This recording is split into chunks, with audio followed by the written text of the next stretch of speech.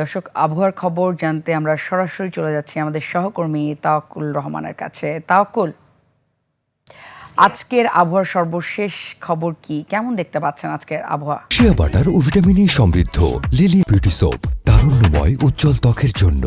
Remark. Lubna, আপনাকে অসংখ্য ধন্যবাদ। আজ 23 আগস্ট 2025 তারিখে আবহাওয়া দপ্তরের সর্বশেষ পূর্বাভাস মতে আজ দেশে মৌসুমী বায়ু বাংলাদেশের সক্রিয় এবং উত্তর বঙ্গোপসাগরে প্রবল অবস্থায় রয়েছে।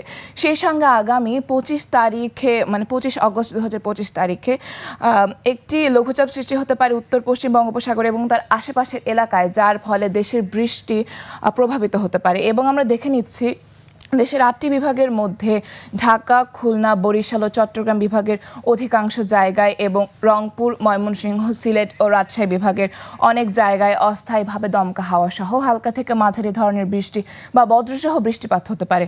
সেই সঙ্গে খুলনা, বরিশাল ও চট্টগ্রাম বিভাগে মাঝারি ধরনের ভারী বর্ষণের সম্ভাবনা রয়েছে।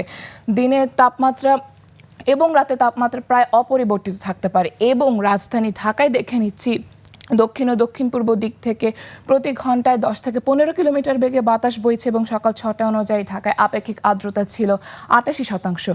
আজ রাজধানী ঢাকায় আকাশ থাকতে পারে আংশিক মেঘলা থেকে অস্থায়ীভাবে মেঘলা এবং ঢাকার প্রায় সব জায়গায় হালকা থেকে মাঝারি ধরনের বৃষ্টিপাত হতে পারে। দর্শক, আপনাদের আরও জানিয়ে রাখছি, আবহাওয়া দপ্তর বলেছে সমুদ্র বন্দরগুলোতে পায়রা, মংলা, চট্টগ্রাম ও কক্সবাজার সমুদ্র বন্দরে 3 নম্বর সতর্ক সংকেত দেখাতে বলেছে আবহাওয়া দপ্তর। এবং এই লঘুচাপ সৃষ্টি হলে আগামী কয়েকদিন দেশের বৃষ্টিপাতের প্রবণতা অব্যাহত থাকবে। এবং এই ছিল আজকের আবহাওয়ার সর্বশেষ তথ্য। ফিরে যাচ্ছি লুবনার কাছে। তাওয়াক্কুল, আপনাকে অসংখ্য ধন্যবাদ।